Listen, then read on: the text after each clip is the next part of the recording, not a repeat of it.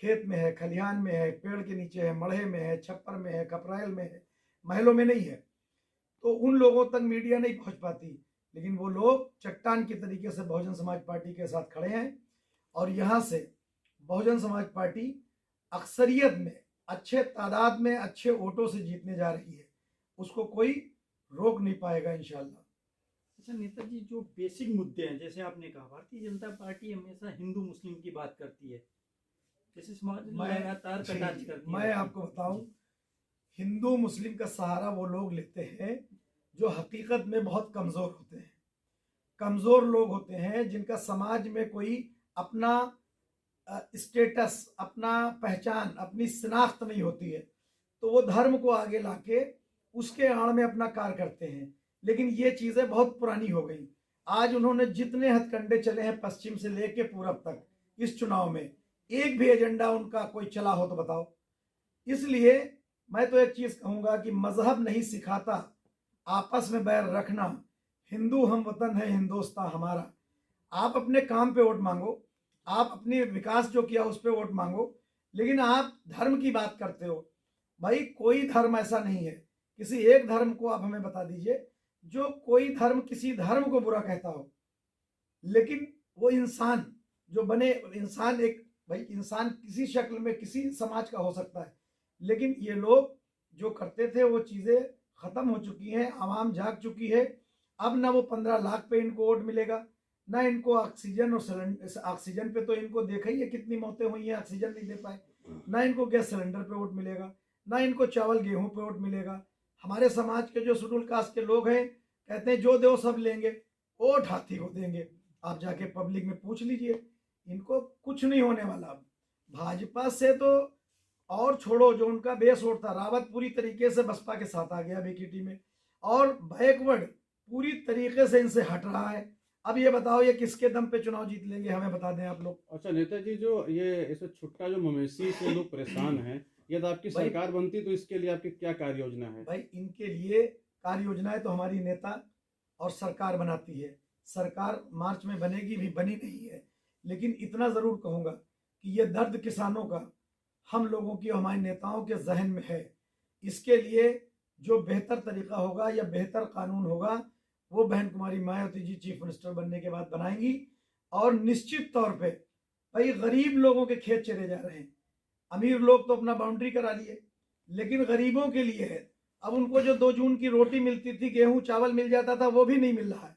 और पूरी पूरी रात हमारे लोग, किसान लोग अपना खेत बचाने में लगा देते हैं और सुबह वो मजदूरी पे चले जाते हैं।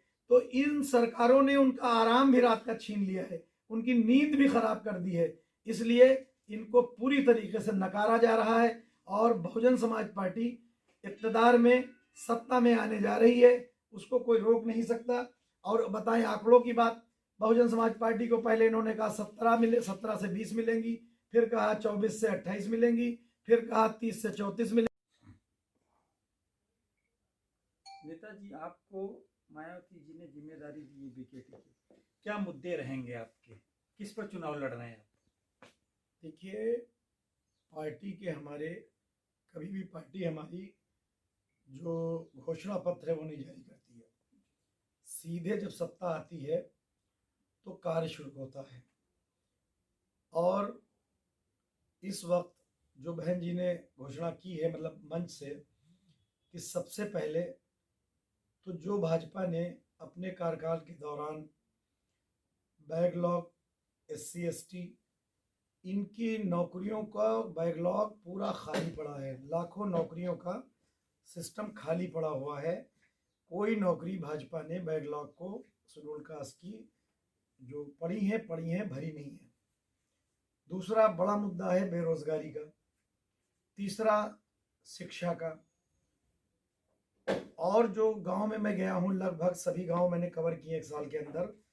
गांव में खासकर जो मलिन बस्ती हैं, दलित बस्ती हैं, शेड्यूल कास्ट हैं, हमारे कन्नौजिया समाज के महल्ले हैं, बैकवर्ड के अति पिछड़ों लोगों के महल्ले हैं, ये मल्लाह लोगों की समस्या है। मैं दुबैला गया था, वहाँ नदी गांव को काटते काटते बहुत गांव के किनारे आ गई है। कई बार DM और SDM को उन लोगों ने कहा भी है, हमारे जिला पंचायत सदस्य ने भी उनको अपने लेटर पैड पे DM साहब को दिया है। कोई कार्रवाई नहीं है। अगर थोड़ा सा और हिस्सा कट जाए तो वो गांव खतरे में आ जाएगा। तो समस्याएं बहुत हैं। 5 साल सपा की सरकार रही, बसपा के जाने के बाद 5 साल भाजपा की सरकार रही। आप लोग मीडिया में हैं, चौथा स्तंभ हैं, आप लोग इस चीज़ की समीक्षा करें कि 5 साल में समाजवादी पार्टी ने क्या स्कूल बनवाए, कितनी बिजली के खंभे खड़े करवाए, कितनी रोड का जाल बिछवाया। लेकिन आप 2007 से 12 का कार्यकाल देखें, 3 वहाँ पे सरकारी अस्पताल बने, 3 शिक्षा संस्थान बने, बड़े पैमाने पे कम से कम कुछ नहीं 100-150 गाँव में बिजली की लाइनें दौड़ाई गई। उसके अलावा रास्ते और रोडों का जाल बिछाया गया। हमारी सरकार थी, नकुल दुबे जी मंत्री थे, तब की सड़कें देख लीजिए आप और आज की सड़कें देख लीजिए। तो इन लोगों ने कोई कार्य नहीं किया। कार्य ये लोग करते हैं टीवी पे और प्रेस नोट और पर्सपेक्टिव बना के बिल्डिंग दिखा के कह देते हैं भाई ये बन गया। लेकिन वो होता क्या है कि देहात की जनता उसको नहीं समझ पाती कि ये एक आर्किटेक्चर पर्सपेक्टिव है, ये ओरिजिनल तस्वीर नहीं है। वो तो बिल्डिंग बना के कार और जीप वो चलते हुए दिखा देते हैं। तो ये लोग, इनको सारी जनता, सर्व समाज की, चाहे वो मुस्लिम हो, दलित हो, बैकवर्ड हो, अपर कास्ट के गरीब लोग हो, सभी लोग इनको जवाब दे रहे हैं। और जवाब इस तरीके से दे रहे हैं कि इनकी सरकारें पूरी तरीके से नकार दिया है, इनकी सरकार का कार्य हुआ ही नहीं है। और दूसरी चीज़ यह है कि बहुजन समाज पार्टी को जो लोग कम आंक रहे हैं,